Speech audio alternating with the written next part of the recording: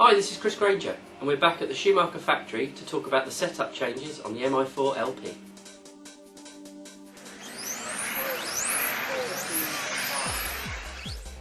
I generally run half to 1 degree toe out. With this set correctly, the steering links left and right should be of equal lengths. Rear toe in on the car is adjusted with this shim here. A bigger shim, thicker shim will give more toe in, and a thinner shim will give less toe in.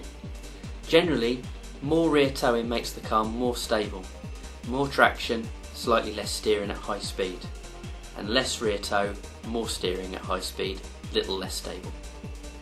The standard setting is 3 degrees. 99% of the time this is what we run, but you could go as much as 4 degrees or as little as 2 degrees. I would stay within that window.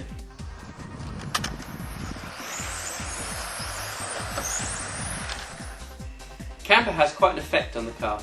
Generally, the more camber you run, the more traction you have to a point. When the car begins to slide, it will break away faster. So less camber, although having a less initial traction, may have more overall traction in the corner. I would generally work in the area of 0.5 degrees negative camber to 2.5 degrees negative camber, front and back.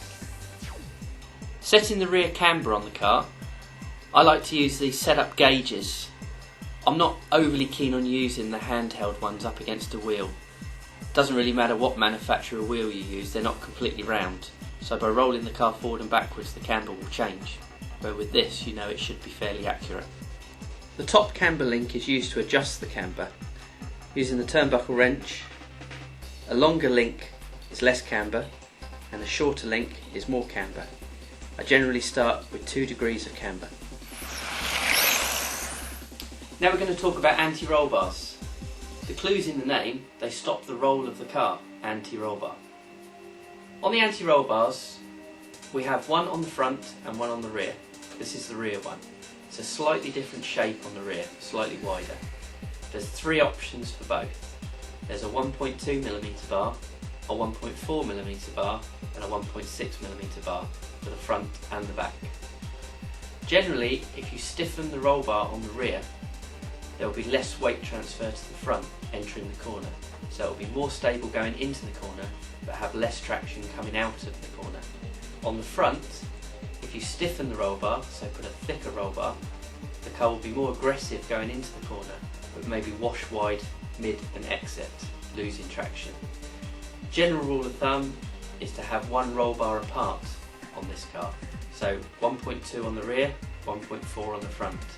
1.2 on the rear, 1.4 on the front is a good starting point. On the roll bar suspension mounts, front and rear, there's a small grub screw to take the play out of the bar. A common mistake is over tightening the grub screw and clamping the bar. This is not what the grub screw is for. The grub screw is to take away excess play. So you need to tighten the grub screw until it touches the bar and then back it off slightly, so the bar can flop up and down freely on its own, but with no excess play. The drop links that connect the roll bar to the suspension arm need to be nice and free, otherwise they will restrict the action of the roll bar.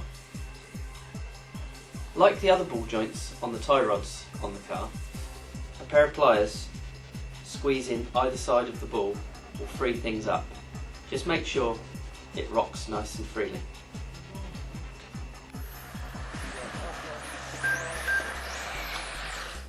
Caster is the angle of the kingpin in relationship to the wishbone.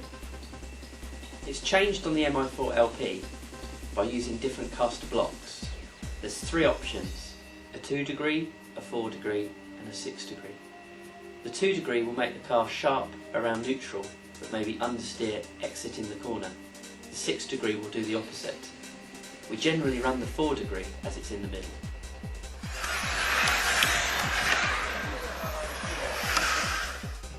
We're going to set the ride height now. The ride height settings will vary depending on the track you're racing on. At bumpy outside track you'll tend to run more ride height than on a smooth track, and an indoor track you may run less again. You want to run as little as possible but still manage the bumps so you don't lose traction, but not too high where the car might traction roll or wallow around too much. Okay, so we're going to set the rear ride height first using the Schumacher ride height gauge. Now the car needs to be ready to go, so all the radio, battery, motor, etc. Everything less the body shell basically, and it needs to be on a flat surface and generally on the tyres that you're going to race on. Now the first thing I do is check the preload of the shocks. Using a vernier gauge, you need to just check the distance between the collar and the top of the shock and make sure that both left and right are exactly the same. Once you've done that, you can then use the collars to adjust the ride height. We're going to go with 5.5mm, it's a good starting point. Works on most outdoor tracks, unless they're particularly bumpy. I'd go to 6, maximum of 6.5 for a bumpy track, 5.5 general, and as low as 5mm on a flat track or a carpet track. So this is just on 5.5mm. Now if I did an adjustment to the springs, or the spring collar, to raise and lower the car, I'd make sure that if I did this one a quarter of a turn, I'd do this one a quarter of a turn as well. So the car stays flat, just goes up and down with the adjustment. Okay, so moving to the front ride height, I generally measure that just underneath the wishbone, just because it's a bit easier to do there because you've got the bumper in the way. So I just slide the ride height gauge just to the corner of the chassis, just below the wishbone, and just check what it is there. I generally run the same front to rear with a maximum of 0.5mm lower at the front. Okay, so I'm going to show you how to set the droop on the car, but the droop is basically the up travel of the car.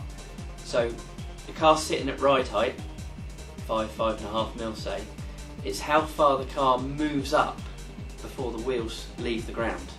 General rule of thumb when measuring it this way is on the back you would have about 4 or 5mm above ride height, and on the front 2 to 3mm above ride height. So as I said, with the car sitting at 5mm, you'd lift the rear 3 or 4mm before the wheels come off the ground. So we're going to set the droop using the Schumacher droop gauge set. Basically 2 10mm blocks to hold the car nice and flat and off the ground, and then the gauge to actually measure the droop width. We're using a setup board so the car sits nice and flat. So we put the droop blocks apart like this, place the car, make sure it's nice and flat, not rocking around on the blocks at all. So using the gauge, we're now going to set the amount of droop on the wishbone. We're going to measure it right on the tip of the wishbone. So we're going to move the gauge in just so it's on the tip, underneath the furthest point. We're going to set it for 4 on the rear. 4 is a good starting point on the rear in the Mi4. We generally run about 5 on the front.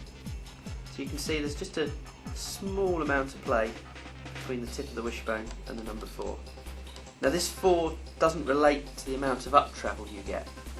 It's just a setting on the gauge. I can tell you that 4 on the Schumacher wishbone on the gauge will give about 5mm up travel and droop, but that will vary from car to car, wishbone thickness, axle height. So just go by a setup sheet and a droop gauge, because that's generally how everyone measures it. Now I've got the wishbone disconnected from the shock. There's lots of different arguments on whether you adjust it with the shocks on or shocks off. I generally prefer to do it with the shocks off. I find it more accurate.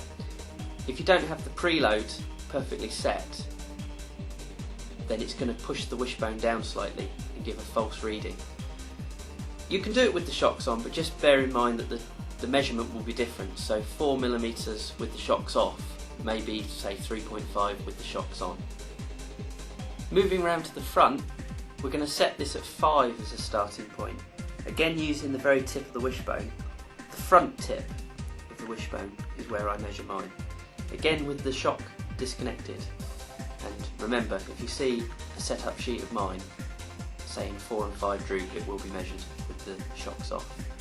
The actual droop adjustment is done with a grub screw on the front and rear wishbones. With a 2.5 driver, you screw the screw in to raise the wishbone and undo the screw to lower the wishbone. to get the required setting. So what effect does Droop have on the car? Well, it affects the weight transfer of the car. More Droop will also make the car easier over the bumps, but if you wanted a little bit more steering, you might add some Droop to the rear to get more weight transfer to the front. Things that are confusing with Droop is the way it's measured on the gauge. So changing from 4 on the gauge to 3 on the gauge will increase your Droop, not reduce it, because it's a reverse measurement on the bottom of the wishbone. In the front drive of the car we have 3 options. 99% of the time we use a spool or solid axle. This locks the front drive completely.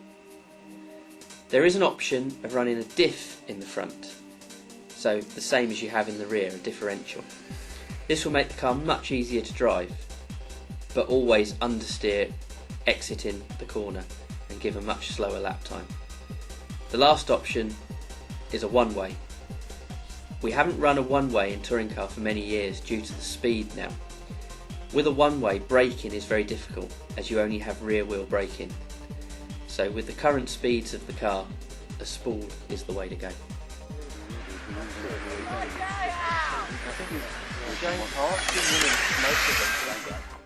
That's the end of setup changes. Join me next time for advanced geometry and team tips.